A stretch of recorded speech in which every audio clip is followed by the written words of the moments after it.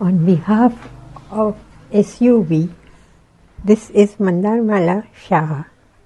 The name of the book is Helps to the Study of English Honours, Drama and Literary Types by Professor Roy and Chakravarti. This is Part 3, Paper 7, Calcutta University.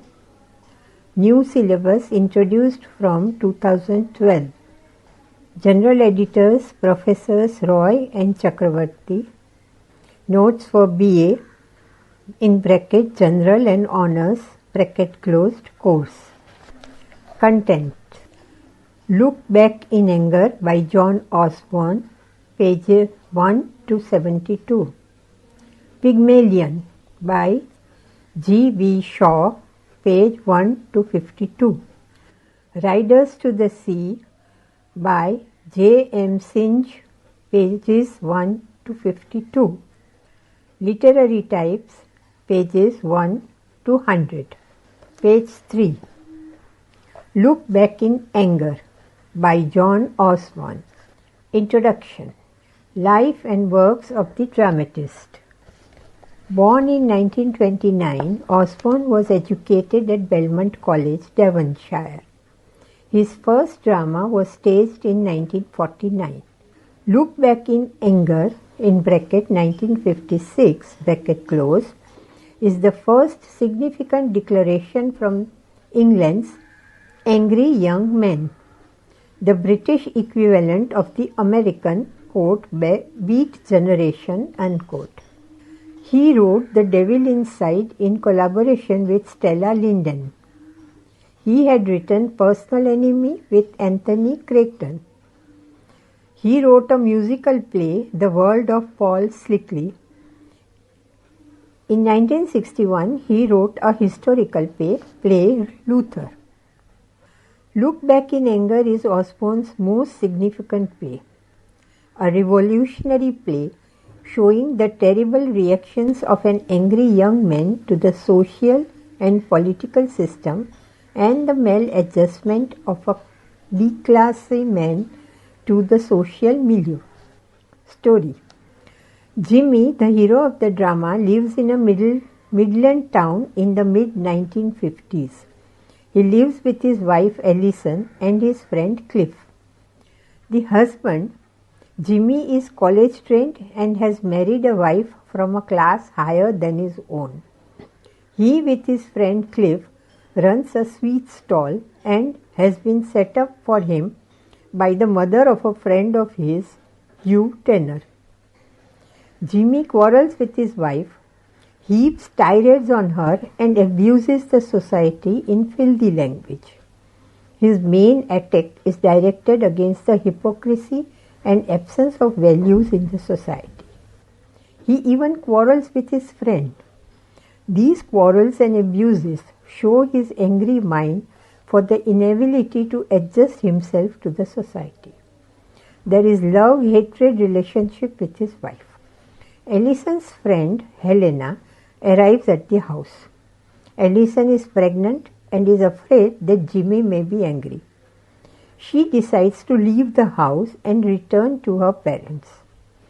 Jimmy has a brief, unsatisfactory affair with Helena. In the meantime, Allison has lost her baby. She returns broken and in pain. Helena leaves to allow them to regain relationship.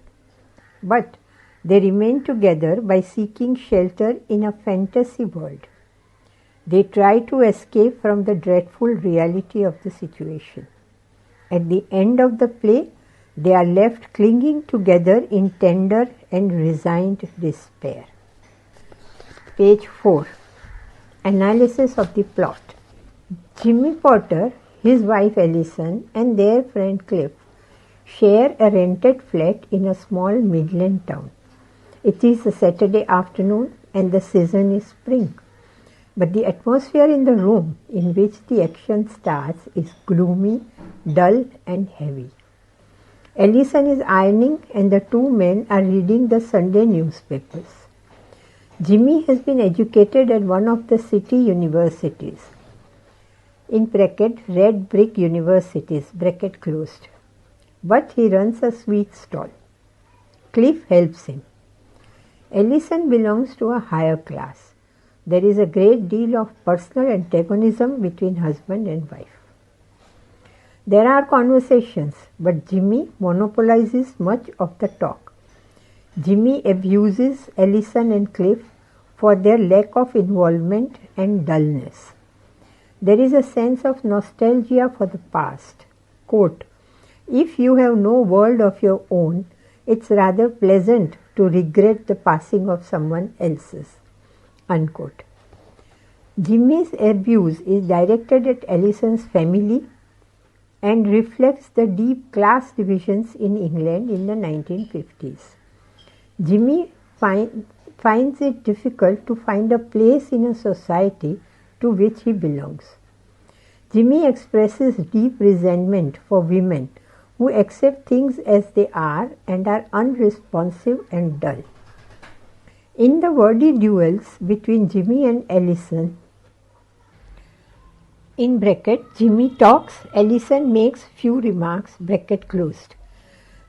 Cliff acts as a buffer between them and restrains and excesses of Jimmy's outbursts. There is a mock struggle between Jimmy and Cliff, and Ellison's arm is burnt. Jimmy regrets. A new character is introduced towards the end of the act, Helena Charles, a friend of Ellison's. She comes to stay in the house.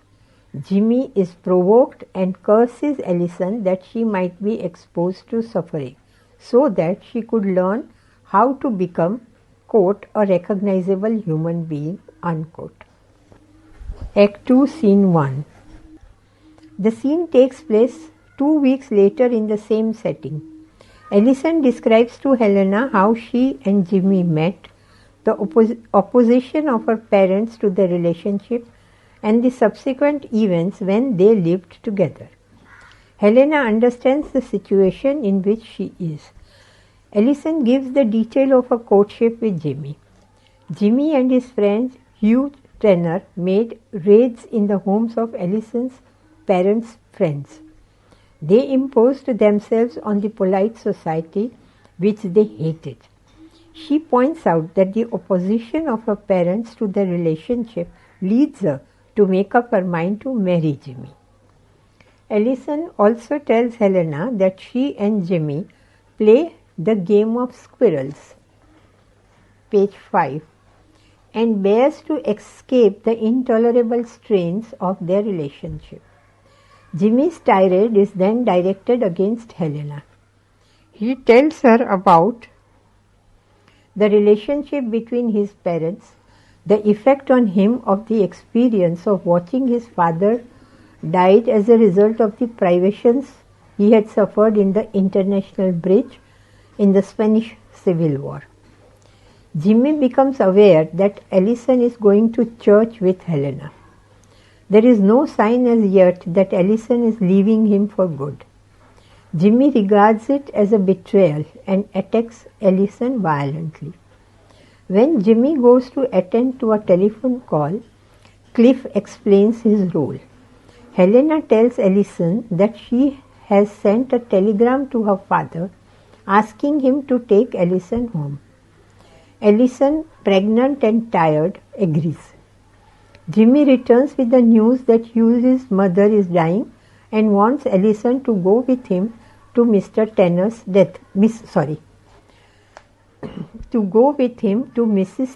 deathbed. Ellison, exhausted, allows Helena to lead her off to church. Act 2, Scene 2. The scene opens with Colonel Redfern, Ellison's father, who has arrived to take her home. Colonel Redfern is shown to have a sense of the similarity between Ellison and himself because both have a tendency, quote, to sit on the fence because it is comfortable and peaceful, unquote. He had been unable to stand up to Ellison's mother. Ellison might have made a difference in her marriage if he had been able to give Jimmy the unqualified support. Redfern has the same nostalgia for the past as Jimmy has, and there is sympathy between them. Allison picks up the squirrel, looks at it, and then puts it back into her suitcase, and this implies that she is preparing to leave Jimmy. Helena stays. The conversation between Cliff and Helena shows that Cliff has understood Helena's double interest in getting Allison to leave. Helena has an interest in Jimmy. As he goes, Cliff throws the letter at her. When Jimmy enters, he is bitter and angry. Helena tells him that Allison is pregnant. Jimmy indulges in an angry outburst. Helena slaps him and then draws him down to her. Her passion is mingled with maternal feelings. Act 3, Scene 1. Helena occupies the role that Allison played in the first act. Jimmy and Cliff quarrel over the Sunday newspapers. Jimmy, in his outbursts, shows his fascination with and hatred of the intellectual apparatus of the society he despises. Jimmy attacks Helena for her religious observance. He points out that she is, quote, living in sin, unquote. Page 6. A struggle follows between Jimmy and Cliff, which parallels the struggle in Act 1. Helena is ironing, but she does not get burnt. She is not as involved as Allison. Cliff announces his decision to leave. He gives reasons, but his real motive is his sense of purposelessness. Cliff does not have to intervene because there is no struggle between Jimmy and Helena. Jimmy feels an intellectual desolation. This underlines that he was dependent on Allison and Cliff. Jimmy, quote, tired, hungry and dry, unquote, allows himself of sentimental and romantic dream. He proposes to Helena to start everything from the scratch. Helena's agreement is interrupted by the entry of Allison, untidy and ill. Jimmy leaves and the two women are left together. Act 3, Scene 2. The conversation between Allison and Helena brings out the difference between the two. Helena asserts the continuity in her of a traditional belief which her sexual passion for Jimmy has not altered. Allison has lost the child she has to bear. Helena is relieved by Allison's return. She declares her intention to leave. She cannot sustain a relationship which demands the sacrifice of her traditional beliefs. Allison understands that a single relationship cannot satisfy Jimmy. Jimmy is playing jazz loudly in the room off stage. Helena calls Jimmy and tells him that she intends to leave. Jimmy is here in low spirits. He has felt the loss of the child. He is moved by Allison's reply, quote, "It was mine," unquote. He replies in a low, resigned voice that all want to escape from the pain of being alive and from love. The church bells, which are symbolically countered by the now silent jazz trumpet, start ringing again. Helena leaves and Jimmy and Allison are left alone. It is to the image of the bear that he returns. Jimmy feels extreme despair and appeals to Allison in a direct and straightforward manner. Quote, "I may be a lost cause, but I thought if you loved me, it did not matter," unquote. Whether for good or bad, as the result of her experience, she is no longer sitting on the fence. She joins him in the despair. Quote, "I don't want to be a saint. I want to be a lost cause. I want to be corrupt and futile," unquote. In a long speech, Allison bares her soul. She has finally been through the flames of suffering, through the loss of the child. She and Jimmy have arrived at the bottom of the pit. Jimmy and Ellison have joined each other in the personal hell of consciousness, and the only place for them to retreat to is the safety of the fantasy world of bears and squirrels. At the end of the play, they are together because they have nowhere to go. Page 7. Questions and answers. Question 1. Write a note on the theme of the play. Discuss in this connection the significance of the title of the play. Answer. The title of the play, Look Back in Anger, gives us the clearest clue to its form and theme. Jimmy the hero is presented as a very individual figure whose problems are rooted in a complex psychological response to the past. Jimmy spends as much time looking back in anger at a past which he regrets since it embodied moral certainty and idealism as he does looking forward to a possible better future. It is this quality in the play which provides us with the clearest insight into Osborne's theme. It seems to be that Jimmy is trapped between a past from which he cannot escape and a future which he cannot accept. There is a strongly nostalgic quality in much of his response. His vision of the future is awfully dismissive one. For example, he sees the later part of the 20th century as becoming dominated by a soulless technological vision, an era which he describes as the American age. Thus, he castigates Helen in Act 2, Scene 1, for refusing to face up to, quote, ugly problems of the 20th century, unquote, and retreating into a vision of an idyllic rural past. But he is also guilty of a similar retreat. He escapes to the fantasy with Ellison reflects just this process, as does his obsession with the romanticized vision of working class solidarity that he associated with the interwar period and the knight errantry of the Spanish Civil War. This obsession with the past is reinforced by the relative sympathy and understanding which exists between Jimmy and Ellison's father, Colonel Redfern. The two are linked closely together in Ellison's comment when she says, quote, you are hurt because everything is changed. Jimmy is hurt because everything is same.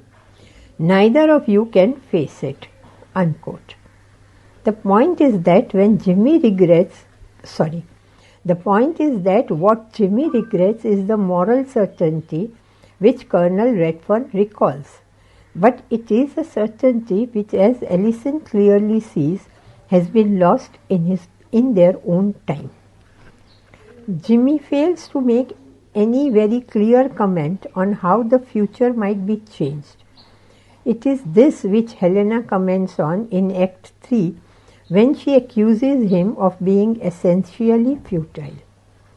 At the end of Look Back in Anger, the sensible and reasonable choice of Helena, rooted in an acceptance of half-beliefs and half-truths, is a viable but unattractive alternative to the self-destructive plunge into despair which Ellison and Jimmy are shown to take.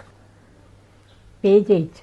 Look Back in Anger illustrates the essentially moral problem of a loss of certitude. Jimmy's demand for a virile moral idealism shows his awareness that the traditional structure and institutions have failed, and that nothing beyond a pragmatic and opportunistic vision has replaced them. Osborne as a writer is clearly involved with an idea of the past which is often romantic and occasionally sentimental. The essentially pessimistic note on which the play ends seems to suggest that Osborne identifies himself with Jimmy's sense of disillusion and wishes to draw attention to the difficulty that the collapse of assured values has brought for the new young group of educated Britons who emerged in the post-war period.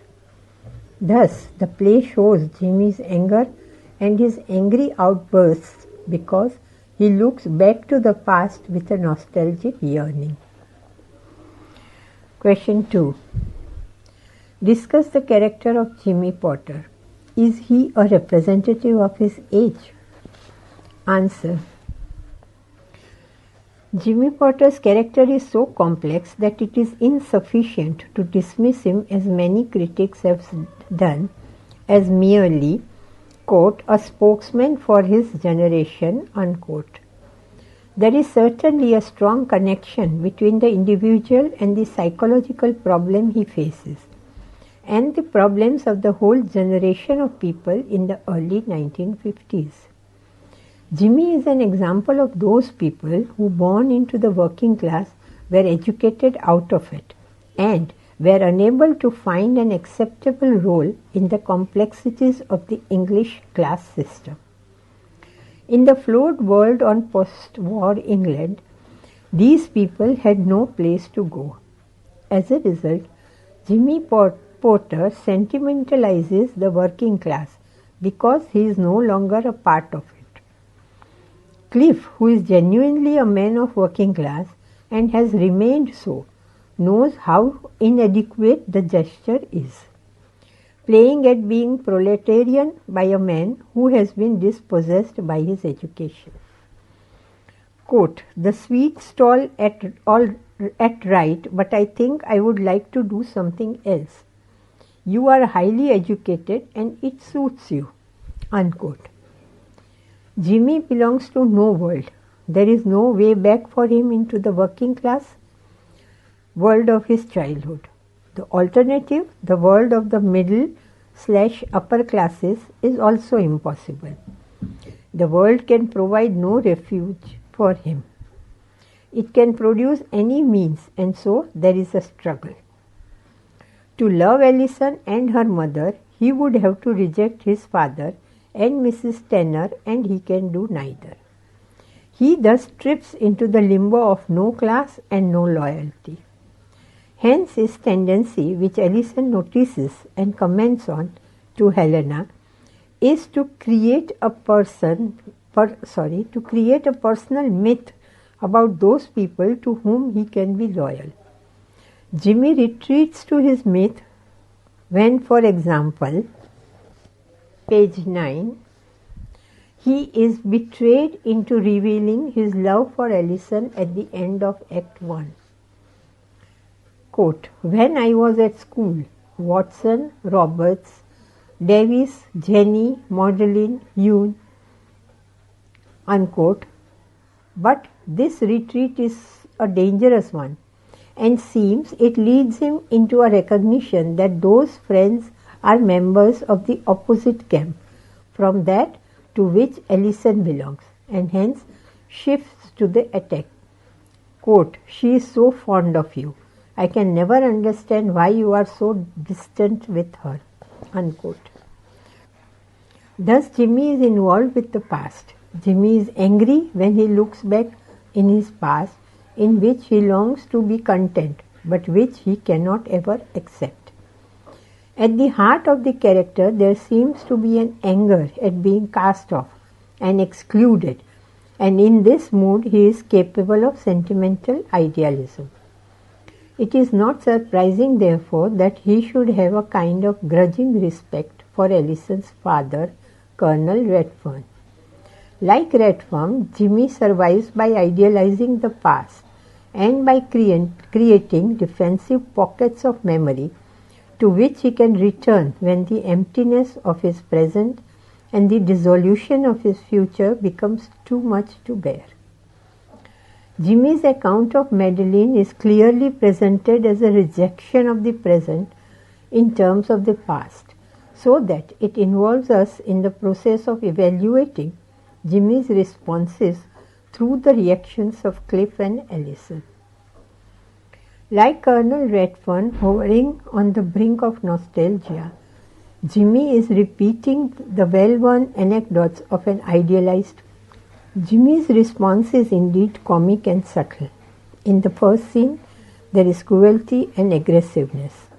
But this cruelty is the part of the complex defense mechanism which hides its own basic insecurity. Much of his behavior conforms with his childish pattern.